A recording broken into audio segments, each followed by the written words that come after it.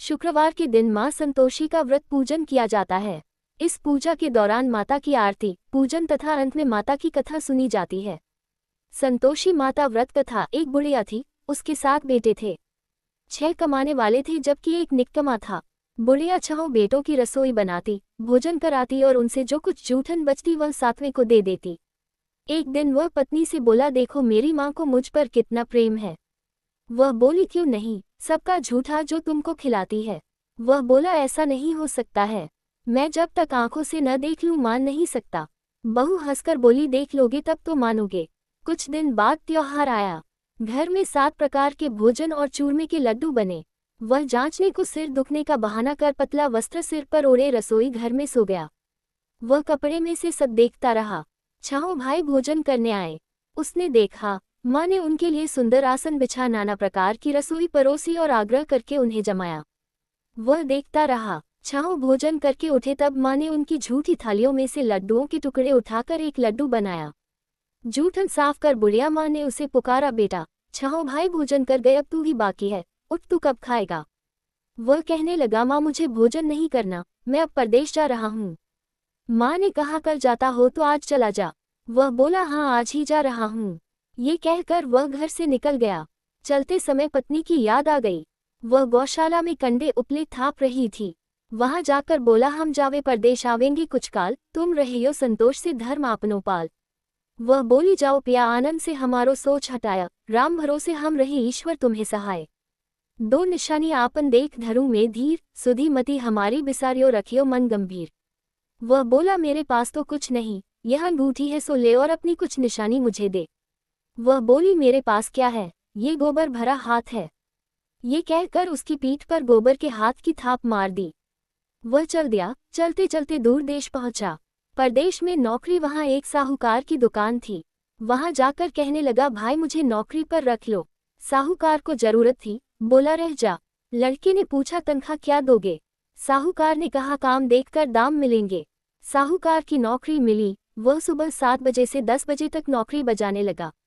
कुछ दिनों में दुकान का सारा लेन देन, हिसाब किताब, ग्राहकों को माल बेचना सारा काम करने लगा। साहूकार के 7-8 नौकर थे, वे सब चक्कर खाने लगे, ये तो बहुत होशियार बन गया। सेठ ने भी काम देखा और 3 महीने में ही उसे आधे मुनाफे का हिस्सेदार बना लिया।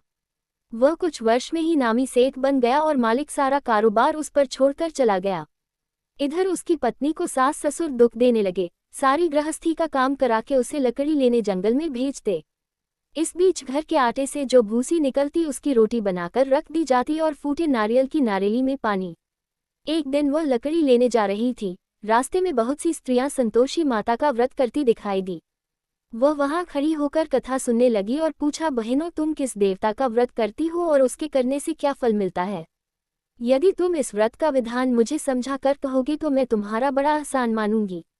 तब उनमें से एक स्त्री बोली, सुनो, ये संतोषी माता का व्रत है। इसके करने से निर्धनता, दरिद्रता का नाश होता है और जो कुछ मन में कामना हो सब संतोषी माता की कृपा से पूरी होती है। तब उसने उससे व्रत की विधि पूछी। वह भक्तिनी स्त्री बोली, 1.25 आने का गुड़ चना लेना, इच्छा हो तो 5.25 आने का लेना या 1.25 रुपये का भी सहूलियत के अनुसार लाना। बिना परेशानी और श्रद्धा व प्रेम से जितना भी बन पड़े सवाया लेना। प्रत्येक शुक्रवार को निराहार रहकर कथा सुनना, इसके बीच क्रम टूटे नहीं, लगातार नियम पालन करना। सुनने वाला कोई न मिले तो घी का दीपक जला उसके आगे या जल के पात्र को सामने रखकर कथा कहना। जब कार्य सिद्ध न हो नियम का पालन करना और कार्य सिद्ध हो जाने पर व्रत का उद्यापन करना। 3 मास में माता फल पूरा करती है। यदि किसी के ग्रह खोटे भी हों तो भी माता वर्ष भर में कार्य सिद्ध करती है। फल सिद्ध होने पर उद्यापन करना चाहिए, बीच में नहीं। उद्यापन में 2.5 सेर आटे का खाजा तथा इसी परिमाण से खीर तथा चने का साग करना। 8 लड़कों को भोजन कराना, जहां तक मिले देवर जेठ भाई बंधु के हों, न मिले तो रिश्तेदारों और पास पड़ोसियों को बुलाना। उन्हें भोजन करा यथाशक्ति दक्षिणा दे माता का नियम पूरा करना। उस दिन घर में खटाई न खाना। ये सुन बुढ़िया के लड़के की बहू चल दी। रास्ते में लकड़ी के बोझ को बेच दिया और उन पैसों से गुड़ चना ले माता के व्रत की तैयारी कर आगे चली और सामने मंदिर देखकर पूछने लगी, यह मंदिर किसका है। सब कहने लगे, संतोषी माता का मंदिर है। ये सुनकर माता के मंदिर में जाकर चरणों में लौटने लगी। दीन हो विनती करने लगी, माँ मैं निपट अज्ञानी हूँ, व्रत के कुछ भी नियम नहीं जानती, मैं दुखी हूँ। हे माता, जगत जननी मेरा दुख दूर कर, मैं तेरी शरण में हूँ। माता को दया आया। एक शुक्रवार बीता कि दूसरे को उसके पति का पत्र आया और तीसरे शुक्रवार को उसका भेजा हुआ पैसा आ पहुंचा। ये देख जेठ जेठानी मुंह सिकोड़ने लगे। लड़के ताने देने लगे। काकी के पास पत्र आने लगे, रुपया आने लगा, अब तो काकी की खातिर बढ़ेगी। बेचारी सरलता से कहती, भैया कागज आवे रुपया आवे, हम सब के लिए अच्छा है। ऐसा कहकर आंखों में आंसू भरकर संतोषी माता के मंदिर में आ मातेश्वरी के चरणों में गिरकर रोने लगी। माँ, मैंने तुमसे पैसा कब मांगा है? मुझे पैसे से क्या काम है? मुझे तो अपने सुहाग से काम है। मैं तो अपने स्वामी के दर्शन मांगती हूँ। तब माता ने प्रसन्न होकर कहा, जा बेटी, तेरा स्वामी आएगा। ये सुनकर खुशी से बावली होकर घर में जा काम करने लगी। अब संतोषी माँ विचार करने लगी, इस भोली पुत्री को मैंने कह तो दिया कि तेरा पति आएगा, लेकिन कैसे? वह तो इसे स्वप्न में भी याद नहीं करता। उसे याद दिलाने को मुझे ही जाना पड़ेगा। इस तरह माताजी उस बुढ़िया के बेटे के पास जा स्वप्न में प्रकट हो कहने लगी, साहूकार के बेटे, सो रहा है या जागता है? वह कहने लगा, माता सोता भी नहीं, जागता भी नहीं हूँ, कहो क्या आ गया है? माँ कहने लगी, तेरे घर बार कुछ है कि नहीं? वह बोला, मेरे पास सब कुछ है, माँ बाप है, बहू है, क्या कमी है? माँ बोली, भोले पुत्र, तेरी बहू घोर कष्ट उठा रही है, तेरे माँ बाप उसे परेशानी दे रहे हैं। वह तेरे लिए तरस रही है, तू उसकी सुध ले। वह बोला, हाँ माताजी, ये तो मालूम है, परंतु जाऊं तो कैसे? परदेश की बात है, लेन देन का कोई हिसाब नहीं, कोई जाने का रास्ता नहीं आता, कैसे चला जाऊं? माँ कहने लगी, मेरी बात मान, सवेरे नहा धोकर संतोषी माता का नाम ले, घी का दीपक जला दंडवत कर दुकान पर जा बैठ। देखते देखते सारा लेन देन चुक जाएगा, जमा का माल बिक जाएगा, सांझ होते होते धन का भारी ढेर लग जाएगा।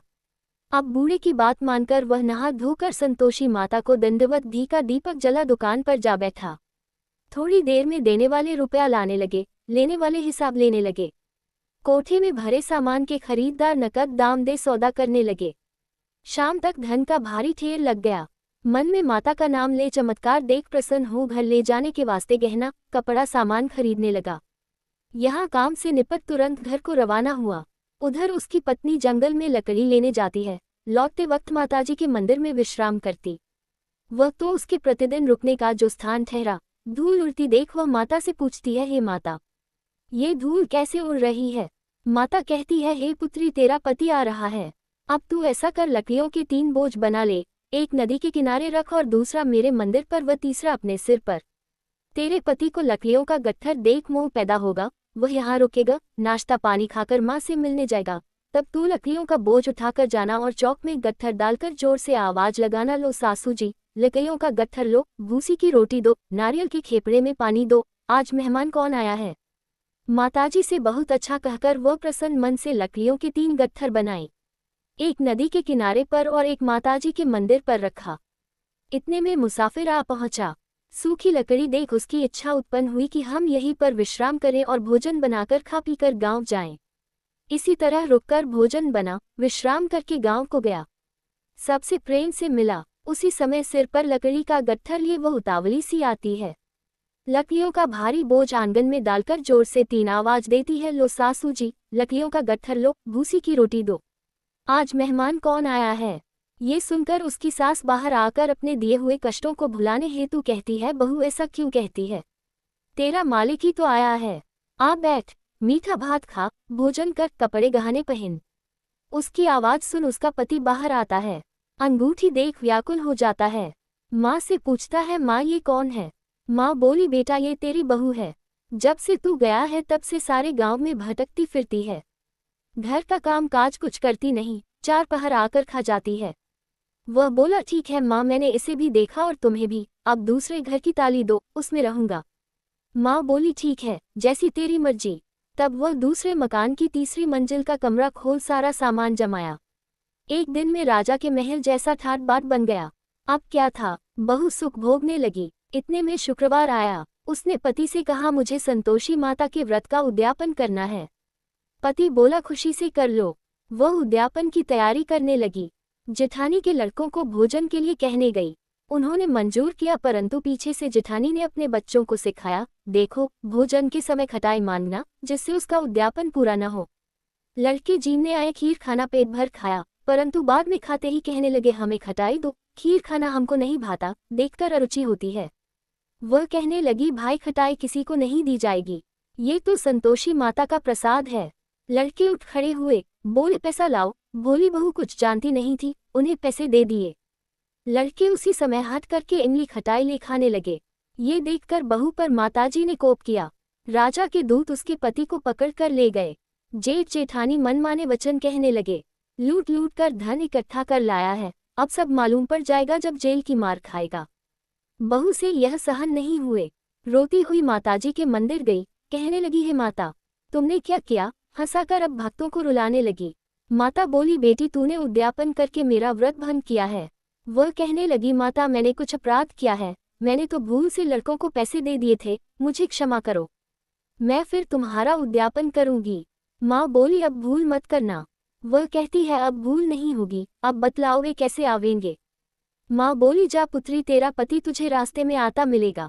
वह निकली, राह में पति आता मिला। वह पूछी, कहाँ गए थे?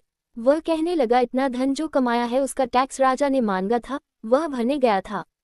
वह प्रसन्न हो बोली, भला हुआ, अब घर को चलो। कुछ दिन बाद फिर शुक्रवार आया। वह बोली, मुझे फिर माता का उद्यापन करना है। पति ने कहा, करो। बहू फिर जेठ के लड़कों को भोजन को कहने गई। जेठानी ने एक दो बातें सुनाई और सब लड़कों को सिखाने लगी, तुम सब लोग पहले ही खटाई मांगना। लड़के भोजन से पहले कहने लगे, हमें खीर नहीं खानी, हमारा जी बिगड़ता है, कुछ खटाई खाने को दो। वह बोली, खटाई किसी को नहीं मिलेगी, आना हो तो आओ। वह ब्राह्मण के लड़के लाकर भोजन कराने लगी। यथाशक्ति दक्षिणा की जगह एक एक फल उन्हें दिया। संतोषी माता प्रसन्न हुई। माता की कृपा होते ही 9वें मास में उसके चंद्रमा के समान सुंदर पुत्र प्राप्त हुआ। पुत्र को पाकर प्रतिदिन माता जी के मंदिर को जाने लगी। माँ ने सोचा, ये रोज आती है, आज क्यों न इसके घर चलूं। यह विचार कर माता ने भयानक रूप बनाया। गुड़ चने से सनामुख, ऊपर सून के समान होठ, उस पर मक्खियां भिन भिन कर रही थी। देहली पर पैर रखते ही उसकी सास चिल्लाई, देखो रे, कोई चुड़ैल डाकिन चली आ रही है, लड़कों इसे भगाओ, नहीं तो किसी को खा जाएगी।